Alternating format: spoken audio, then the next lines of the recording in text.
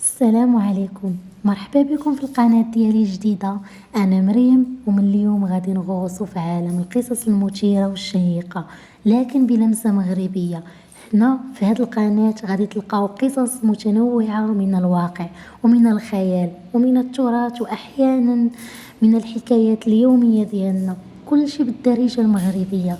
غادي نشاركو معكم قصص حقيقية ومغامرات مشوقة، لحظات درامية، وفوق هادشي شوية ديال الفكاهة باش تكون المتعة ديالكم كاملة. الهدف ديالي هو أنني نخلق فضاء يعكس الحياة المغربية بكل ما فيها من لحظات مؤثرة ومضحكة وحتى الخيال.